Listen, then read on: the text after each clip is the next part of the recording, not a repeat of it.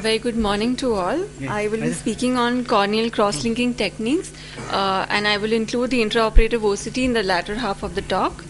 Cross-linking has stood the test of time and it's the only approach to delay keratoconus progression. I will be covering this talk in these three parts, beginning with the basics. The researchers at the Dresden University found that diabetics develop keratoconus rarely, and this they found was because of glycosylation along with the effect of ultraviolet radiation. Hence they first tried sugar as well as UV and invented this technique of cross-linking. So the procedure basically has three parts, epithelial scraping being step 1, step 2 being application of riboflavin drops, and step 3 being UVA radiation. This is used in different permutations and combinations in various techniques, which I'll be covering later. So basically a 0.1% riboflavin solution with dextran is used along with UVA radiation. This produces oxygen singlets, which produces a photochemical reaction, which ultimately leads to hydrogen bonds and cross-linking, which leads to strengthening of the cornea. What it leads to is increase in the collagen diameter, compacting the anterior stroma, and increasing the rigidity after cross-linking. Riboflavin seems to have a dual role. Number one, it is the primary photosensitizer, which leads to the formation of the oxygen singlets, which are the basic photochemical reaction, which leads to the cross-linking. Secondary effect that it has a barrier effect, which prevents damage to the deeper ocular structures, mainly the endothelium, lens, and the retina. So is this procedure safe? Yes, it has been evaluated on long-term studies, as long as 5 years also, that the surface dose of 5.4 joules per centimeter square has been proved to be safe. Moving on to the second part, what are the protocols that are in use today? These are the various machines used for UVA radiation. And what are the indications for cross-linking today? Yes, by far, progressive keratoconus is definitely the most common indication. Other indications for which it has been used is pellucid marginal degeneration, post-LASIK ectasia. Newer ones are infectious keratitis and bullous keratopathy, which have a separate mechanism of action. Starting off with the pachymetry, how do you decide what protocol is to be used? So the pachymetry, if it is more than 400 microns, you go in for the standard Dresden protocol, that is the epi-off. That is, you do it after scraping off the epithelium.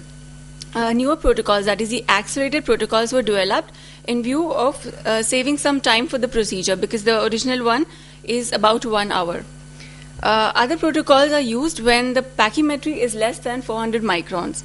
These will in turn have an epi-on and an epi-off procedure. The option that we have for epi-off will be a hypoosmolar riboflavin solution, which will intraoperatively swell up the cornea to more than 400 microns, and then a similar cross-linking can be carried on.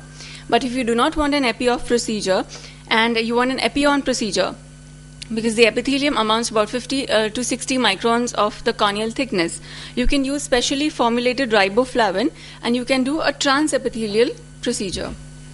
To begin with the standard, that is the Dresden protocol, after the epithelial scraping, you apply 1 drop of riboflavin every 3 minutes for half an hour, that's 30 minutes, followed by checking the fluorescence in the anterior chamber with a slit lamp, check the irradiance, check the calibration of the machine, check the intraoperative pachymetry more than 400 microns, and ultimately a UVA radiation with a 3 milliwatts per centimeter square for half an hour is applied. This amounts to a total surface energy of 5.4 joules per centimeter square.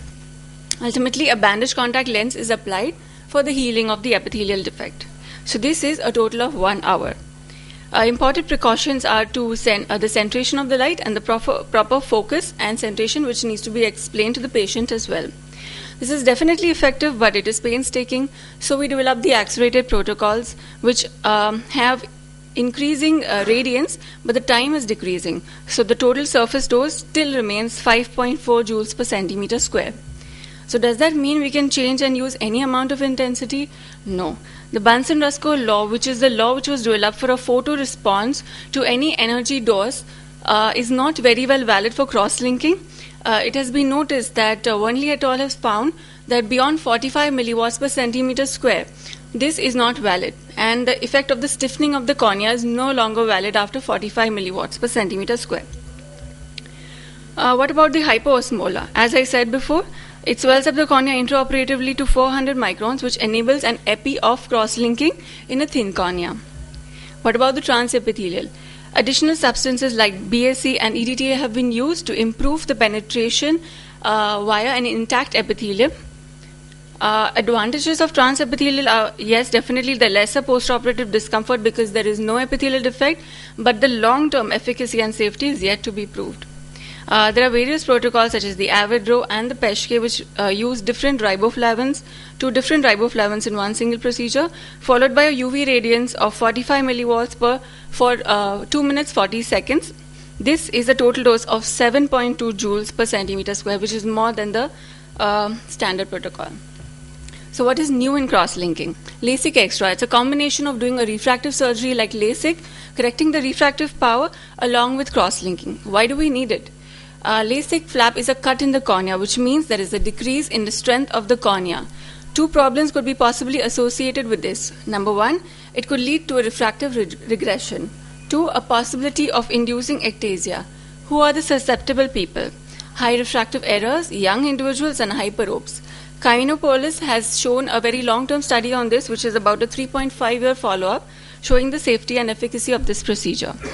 The procedure basically involves creating a LASIK flap with using the femtosecond laser, followed by the excimer ablation, followed by application of riboflavin. You put back the flap and you use 90 seconds of 45 milliwatts per centimeter square for irradiation, and ultimately wash it off. Also, the latest in the basket, that is SMILE, also has a procedure called as LASIK Extra, which is not yet published but has been used. And this involves making a 3 to 4 mm incision superiorly. After lenticular extraction, riboflavin is applied in the pocket and the irradiance is carried out. What is even more new in cross-linking? The KXL2. Like we have the wavefront guided refractive surgeries, the topo-guided refractive surgeries, now we have is a topo-guided cross-linking, where you can apply more energy to the cone per se and lesser energy to the areas in the periphery in the superior part, which may not require that much of energy. So probably this could work in times to come. This, of course, is associated with a real-time eye tracking for the same. These are the various modalities of imaging for the cornea. What is latest and that we were fortunate enough to use is the intraoperative OCT, which shows you a real-time imaging of the OCT along with the surgical view. This is the machine which has a heads-on display. In that part where the surgeon can see both the OCT image at one side and the surgical view as well. These are various articles which show about the demarcation line and how it is important in assessing the effect of cross-linking.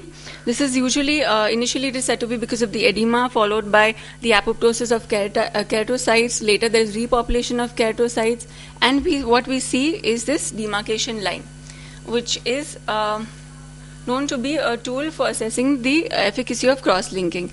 So anterior segment OCT has been very helpful in assessing the demarcation line. This process takes about a few months. This is the intraoperative OCT, where initially when the riboflavin soaking is done, you can see a hyperreflectance seen in the cornea when the riboflavin is percolating. This is followed by, you can see the intact epithelial edge of the scraping of the epithelial defect here. This is a cube which has got a vertical and a horizontal marking, which shows you the simultaneous real-time imaging.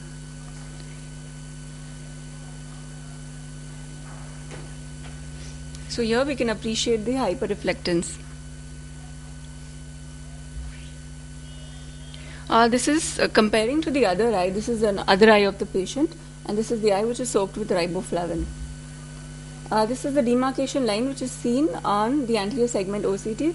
A lot of work is being done for assessing this demarcation line along with the accelerated protocols so as to know the long-term efficacy as compared to the original Dresden protocol. So to conclude and sum up, conventional cross-linking has stood the test of time, and the study of the demarcation line can help us assess the efficacy of the newer protocols. The newer modalities can be an effective tool to monitor the effective depth of cross-linking and will help us enable us to refine the newer protocols of cross-linking. Thank you.